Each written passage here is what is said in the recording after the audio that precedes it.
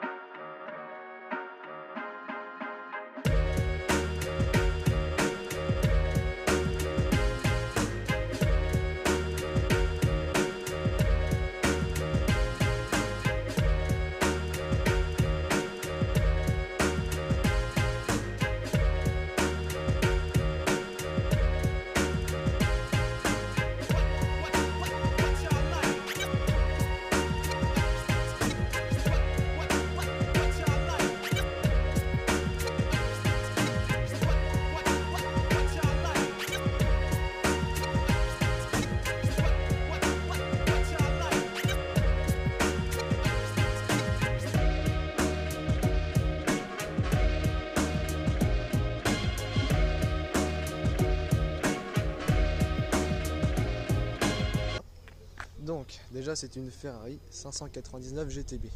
Donc on va commencer déjà par GTB. Donc GTB qui veut dire Gran Turismo Berlinetta. Gran Turismo parce que c'est une Gran Turismo, c'est une GT. Il faut savoir que cette voiture est une magnifique GT, donc une 2 places mais avec un gros coffre, on en reparlera derrière. Berlinetta, pourquoi? Parce qu'en fait c'est une berlinette. Donc en fait elle suit une certaine lignée qu'on a chez Ferrari, qu'on verra plus vers la fin. Celle-là c'est une édition Furano F1. Furano pourquoi? Parce qu'en fait c'est la base d'essai Ferrari, donc c'est une piste qu'ils ont où ils ont créé en fait cette Ferrari ici, donc celle-là, et le F1 en fait c'est pour la version de cette Ferrari, parce que là nous sommes sur une version boîte F1, donc une boîte avec les palettes à simple embrayage. Il y avait le choix entre celle-là et une autre qui est une boîte manuelle. La boîte manuelle a été beaucoup moins vendue. En tout il y a eu 599 Ferrari de créer pour les modèles 599, mais seulement 30 ont été vendus en boîte manuelle. Donc cette Ferrari 599, d'où son nom 599, c'est pour désigner une chose, son moteur. Donc là nous sommes ici sur un V12 dérivé de l'Enzo, qui était un peu dégonflé pour pas trop rivaliser, parce qu'à l'époque il fallait bien que l'Enzo soit la plus puissante. Donc le moteur était baissé, donc là en fait on est en fait sur un 5999 cm3 pour pas dire en fait 6 litres. Donc en fait en vérité c'est un V12 6 litres de 620 chevaux et 608 Nm de couple. Bien sûr, il faut savoir que c'est une voiture qui est en propulsion, donc ce qui est plutôt pas mal. Par exemple, on va voir une M4 qui déjà envoie pas mal. Là, on est déjà sur une propulsion de plus de 620 chevaux. Il faut dire que ça marche plutôt bien. Pour les petites performances, on va dire quand même, le 0 à 100 sur cette Ferrari est déjà abattu en 3 secondes 7 et pour un 0 à 200 en 11 secondes. Moi, je dis c'est plutôt pas mal pour une voiture qui était produite de 2006 à 2012. Donc là, comme on peut le voir, en fait, le moteur est reculé. En fait, à l'avant, il a une place énorme et il est reculé jusqu'à limite sur le volant. C'est aussi pour ça qu'on entend énormément de l'intérieur. Donc ce joli petit bébé fait un peu plus, fait entre 1,7 tonne et 1,8 tonne. Donc il faut le freiner quand même. Donc c'est pour ça qu'à l'avant, on a des freins avec un disque de 398 mm avec des étriers 6 pistons. Et à l'arrière, on a un disque de 360 mm avec des étriers 4 pistons. Pour freiner du coup entre 1,7 tonne et 1,8 tonne.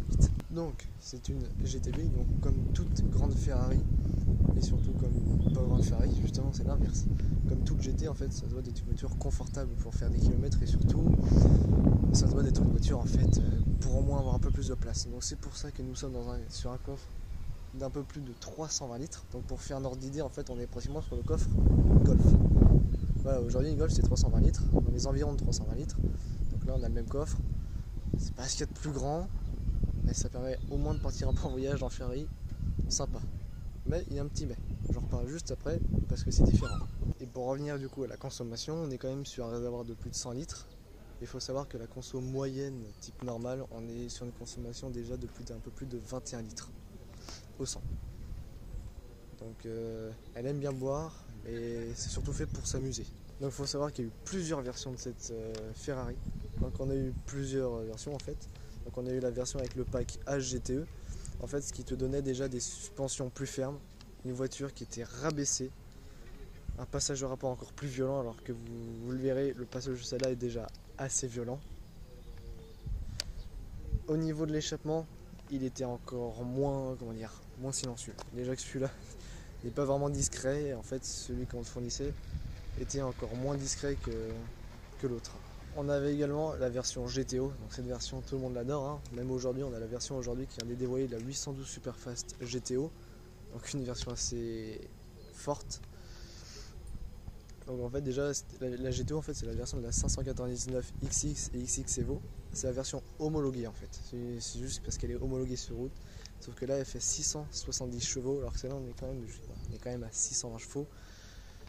Mais on a quand même beaucoup plus de chevaux et une puissance encore plus forte. On a aussi eu la version SA Aperta, donc celle-là elle est complètement spéciale. En fait c'était pour fêter les 80 ans de la Pininfarina en carrosserie chez Ferrari, et bien ils ont fait 80 modèles justement pour les 80 ans de la SA Aperta. Donc avant cette version GTB, il y a eu beaucoup de GT chez Ferrari. Déjà je vais vous dire les principales. Donc on a eu la 250 Berlinetta GT, la 250 Berlinetta GT Berlinetta. En fait c'est pas une GTB mais elle aurait pu s'appeler GTB. On a eu la 275 GTB. Après on a eu le droit à la 365 GTB Daytona. C'est un surnom qu'on lui donne du fait de toutes ces victoires qu'il y a eu en ce moment. On a eu la 550 Maranello qui est sortie juste après, suivie de la 575 Modena. Après on a eu cette version là, donc la 599 GTB, et au jour d'aujourd'hui en fait on est rendu du coup à la 812 Superfast avec d'ailleurs la version GTO qui est juste en train de sortir. Donc pour l'époque il faut savoir qu'il y a eu des concurrentes bien sûr. Donc en tout pour l'instant dans les deux principales concurrentes qu'on avait à cette époque, donc les GT avec V12, on avait seulement l'Aston Martin Vanquish. Moi personnellement qui me donne moins envie, qui me porte moins en trip en fait, hein. C'est dommage. Et c'était la classe à l'anglaise. On a eu en même temps la Lamborghini Murcielago qui était quand même considérée comme une GT avec un V12, hein. Donc c'était en fait les deux principales concurrentes de cette Ferrari. Pour l'époque, je crois que c'était même la plus puissante d'entre elles. Donc cette Ferrari est la première à avoir intégralement le châssis et la carrosserie en alu. C'est la toute première à l'avoir intégralement en alu. Donc ça donne déjà une des grosses innovations. Comme j'ai pu vous le montrer sûrement sur l'intérieur, on a déjà l'écran de bord, un petit écran sur l'écran de bord, c'était tout nouveau pour l'époque. Mais on avait aussi cette boîte F1 simple embrayage qui donnait envie aux gens. C'est aussi pour ça qu'en fait il n'y a eu que 30 exemplaires en boîte manuelle. Les gens voulaient surtout cette super boîte F1 bien rude.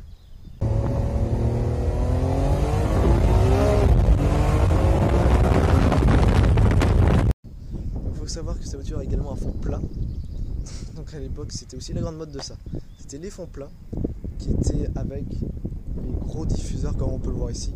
Ces diffuseurs étaient énormes et surdimensionnés. Aujourd'hui on en voit mais plus discret. Et pour l'époque le truc c'était d'avoir le plus gros diffuseur.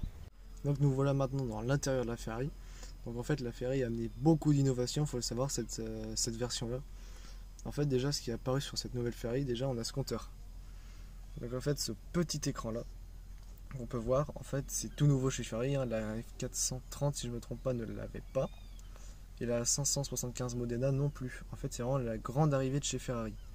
Donc comme je le disais, ici on est sur une boîte F1. Donc on a les palettes au volant. Ce qu'il faut savoir c'est que voilà, c'est... En fait à chaque fois qu'on va accélérer ça va donner un coup qui est assez violent. Donc le rappel de la boîte F1 juste ici. Donc ça nous rappelle bien qu'en fait on est bien sur une boîte F1 en fait. Donc avec le mode auto, donc voilà. Du carbone apparent partout. Il est vraiment magnifique, par contre ce carbone là est vraiment très beau. On en a ici, ici, ici. Pas sur les panneaux de porte par contre celle-là. Donc ce qui a changé aussi sur cette Ferrari c'est le volant. Donc démarrage toujours ici.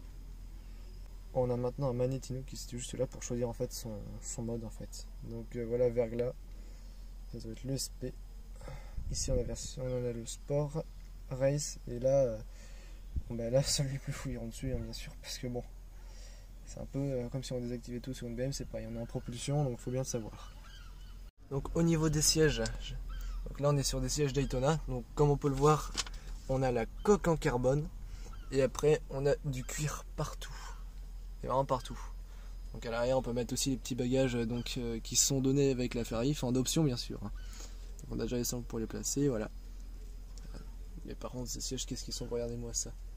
Petites aérations à carbone, le logo Ferrari est juste magnifique. Sur piqûre rouge dans toute la voiture.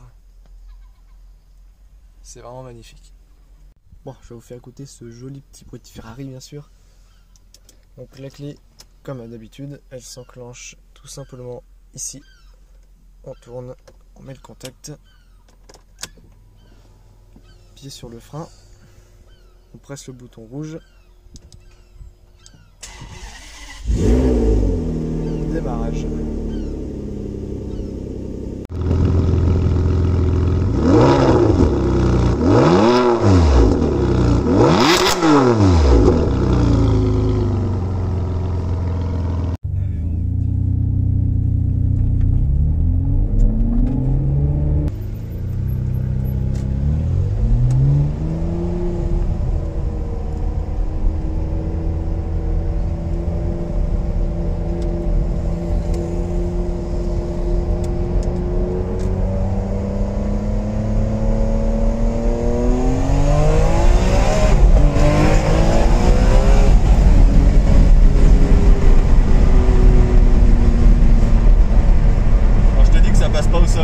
Ouais, ça sent, ça glisse à chaque rame.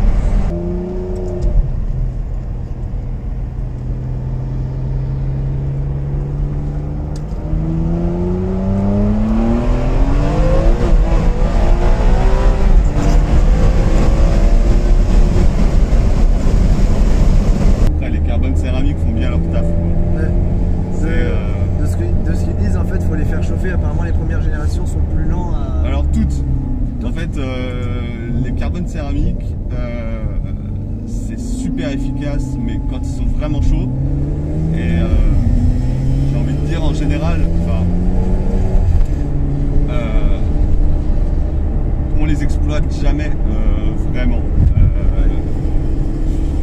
Hormis d'être un pilote pro et sur une journée piste ou autre, où là tu fais des freinages bien forts, etc. Là tu vas pouvoir les utiliser et encore tu vas être peut-être usé toi avant de pouvoir chauffer vraiment les freins. Mais c'est pas en fait c'était vraiment une mode qui s'était lancée à l'époque quand tous les constructeurs se mettaient à faire la course à celui qui va avoir la plus puissante, qui va avoir les plus gros freins, etc. La preuve en est notamment chez McLaren, ils commencent encore à délester le carbone céramique pour remettre des freins typiquement acier, quoi.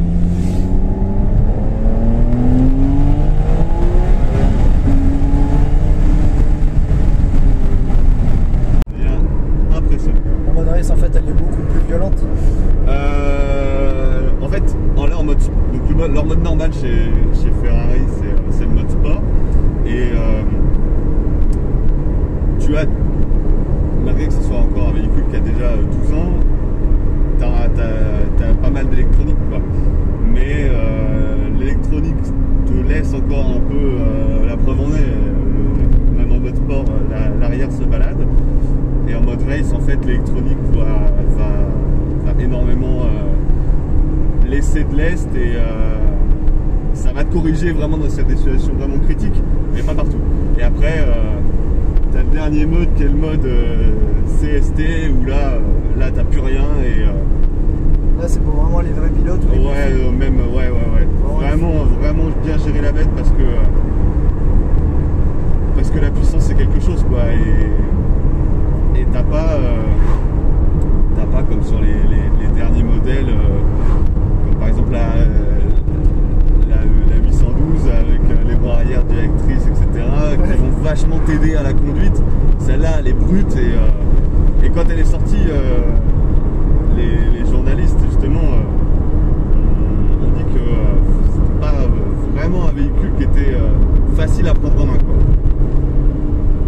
Donc c'est sur piste pourquoi pas, mais je pense qu'il faut déjà toucher un peu et savoir dans quoi on se lance. Le mode race c'est déjà pas mal, il te laisse partir en dérive fort, tout ce qui est freinage, etc., ça va au moins t'assister, mais c'est pareil, c'est une caisse qui t'use et qui est encore vachement communicatif, quoi. Le V12 il hurle, le châssis est dur, mais bon, c'est comme ça qu'on les aime, quoi. C'est vrai que cette Ferrari, elle a l'air beaucoup plus sage de l'extérieur que les autres d'aujourd'hui. Type la 812. Ouais, après, t'as vraiment une mode en fait. On a fait une sortie piste il n'y a pas longtemps au Vigan et il y avait un propriétaire de F8 Tributo. Et en fait, ce monsieur a une grande collection de voitures, dont des F40, etc. Et il nous disait alors il était agréablement ou pas surpris parce que la voiture, elle s'emmenait d'un rien. La voiture, elle était hyper efficace de par ses nombreuses assistances électroniques, etc. Et il en était un peu déçu en fait, parce que à l'époque, une Ferrari, c'était une voiture de sport, quoi. Pas une voiture que tu pouvais prendre, aller chercher le pain tranquille, faire une petite accel comme ça. C'est ce qui perd son charme en fait. Les voitures d'aujourd'hui perdent un peu leur charme parce que en 5 minutes, tu as déjà apprivoisé la voiture, etc. Alors que c'est pas l'idée, quoi. Donc d'extérieur, oui, elle fait plus sage qu'une 812. Après, quasiment 10 ans de différence. Mais une fois que tu commences à jauger, tu as une forte différence en fait entre efficacité et sensation. Tu auras sûrement l'occasion de faire d'autres essais où ça se trouve tu prendras beaucoup plus de plaisir dans une voiture qui fait 110 chevaux ou 120 chevaux, 130 chevaux, des petites voitures d'époque, genre des Clio Williams, des 205 GTI, 205 Rally, etc. Et tu verras que passer en courbe à 90, tu as l'impression que la voiture va décrocher tellement ça vibre dans tous les sens, etc. Alors que dans une voiture récente, typiquement tu vois la GTR au garage, etc. Et la courbe tu vas la passer à 120-130, mais sereinement, et c'est pas vraiment des machines vraiment sensationnelles. Tu vois là, tu passes ton rapport, t'as cet effet de Roland qui est là, mais d'un côté tu l'aimes en fait. Ouais, c'est ce qui fait son charme à cette ça, elle est imparfaite.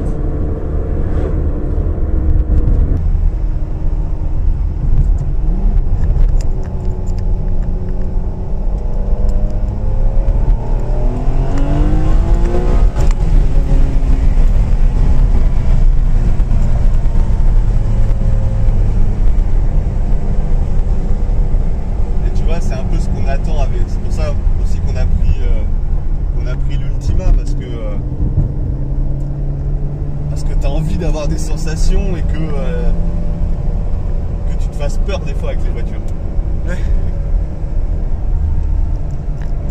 C'est sûr que c'est sympa, des fois tu vas faire une sortie track day, tu sors de la voiture, tu as fait une dizaine de tours, t'es pas en sueur, tu ressors, tu vas prendre un petit café tranquille. Et je me rappellerai toujours d'une bataille qu'on avait fait avec une M3 E36 toute préparée, et le mec nous avait tenu la corde quand on était avec la GTR, et lui il était sorti de la voiture en sueur, mais quand je te dis en sueur, c'est en sueur. Et c'est là que tu sens que il a pris un plaisir de dingue, quoi.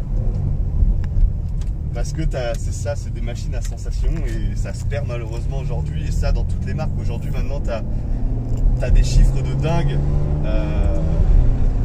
mais les sensations sont peut-être pas aussi folles. Elles sont pas là, et est-ce que tu as vraiment besoin d'aller à 250 pour avoir des sensations? Non. All my friends are heathens, take it slow.